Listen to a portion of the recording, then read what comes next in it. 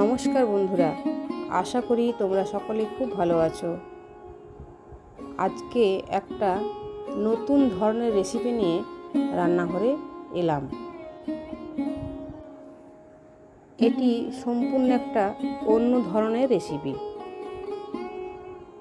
পুরো ভিডিওটা দেখলে বুঝতে পারবে। চলো শুরু করি আজকে রেসিপি।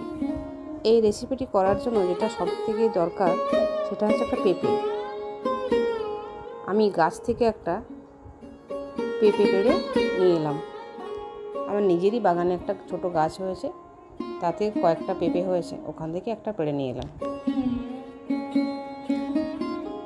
আর লাগছে মটন কিমা। মটন কিমাটা আমি বাজার থেকে নিয়ে এসেছি, কিমা করেই নিয়ে আসা হয়েছে। বাড়িতে কিমা করা খুব অসুবিধা হয়।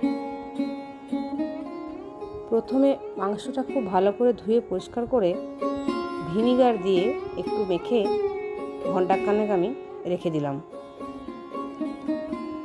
তারপর এদিকে পেঁপেটা খুব ভালো করে আমি উপরে খোসাটা তুলে পরিষ্কার করে নিয়েছি এবং মাথার দিকটা কেটে ভেতরে একটা চামচের সাহায্যে সম্পূর্ণটা পরিষ্কার করে নিয়েছি। আর মাংসটার জন্য এখানে কিছু আমি মশলা করে নেব। তার জন্য যে সব লাগে, সাধারণ ব্যাপার, মাংসের জন্য যা যা লাগে সবই লাগবে। আদা, রসুন, পেঁয়াজ, কাঁচা লঙ্কা ভালো করে পেস্ট করে নিয়েছি, টমেটো ভালো করে পেস্ট করে নিয়েছি। তারপর ভালো করে মাংসটা সব কিছু মশলা দিয়ে ম্যারিনেট করে আবারও ঘন্টাখানেকের জন্য আমি এটাকে রেখে দেবো।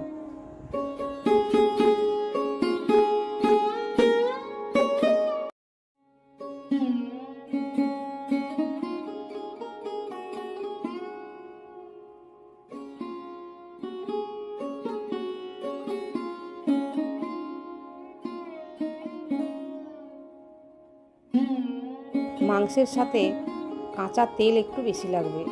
কাঁচা তেল দিয়ে ভালো করে খুব মাখতে হবে, অনেকক্ষণ ধরে মাংসটা মাখাতে হবে যেন সমস্ত মশলাগুলো মাংসের মধ্যে একদম খুব ভালোভাবে মিশে যায়।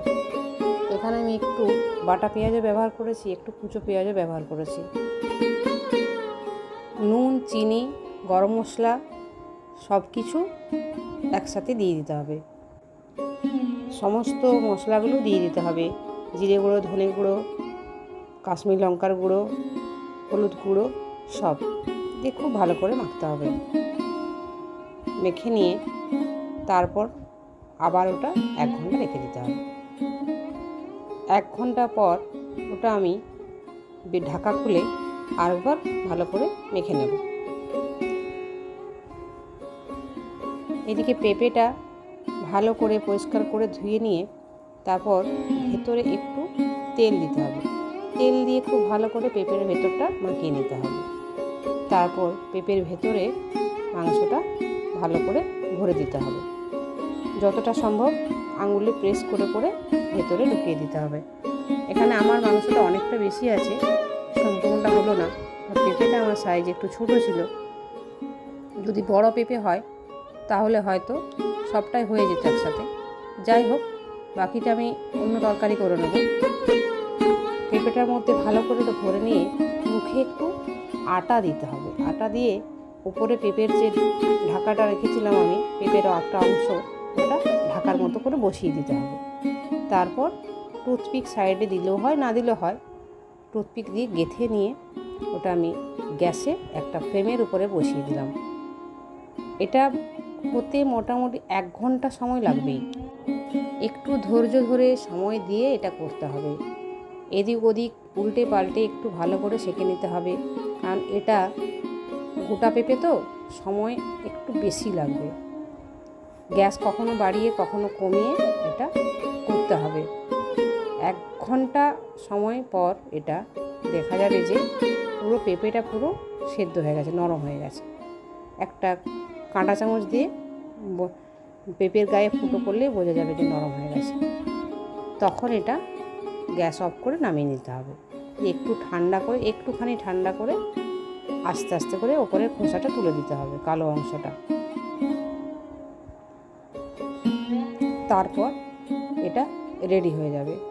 এরপর একটা থালার উপরে বসিয়ে ছুরি দিয়ে কাটলেই বোঝা যাবে যে এটা কত সুন্দর হয়েছে। পুরো পেঁপেটা সেদ্ধ হয়ে গেছে এবং জিনিসটা কত সুন্দর হয়েছে। অনেকে পেঁপে খেতে পছন্দ করে না, আবার অনেকে মাংসর ঝোলে পেঁপে খায়। তো এই জিনিসটা করলে পেঁপেটাও খাওয়া হলো এবং মাংসটাও হলো, একটা সুন্দর সুস্বাদু রেসিপি তৈরি হয়ে গেল। খেতে তো দুর্দান্ত খেতে। যাই হোক, আমি একটা নতুন রেসিপি করলাম। বন্ধুরা, তোমরা এটা একবার বাড়িতে করে খেয়ে অবশ্য দেখো কেমন লাগছে। আশা করি তোমাদেরও খুব ভালো লাগবে। রেসিপিটি ভালো লাগলে অবশ্যই একটা লাইক করে দিও আর অবশ্যই একটা কমেন্ট করে দিও। আরও অনেক বন্ধুরা যাতে এটা দেখতে পায় তার জন্য অবশ্যই একটা শেয়ার করে দিও। আর আমার চ্যানেলটিকে এগিয়ে নিয়ে যাওয়ার জন্য নতুন নতুন রেসিপি যাতে আমি আরও দিতে পারি, আমাকে উৎসাহ দেওয়ার জন্য অবশ্যই একটা সাবস্ক্রাইব করে দিও। আবারও সবাইকে অনেক অনেক ভালোবাসা জানিয়ে আমি ভিডিওটা এখানে শেষ করলাম।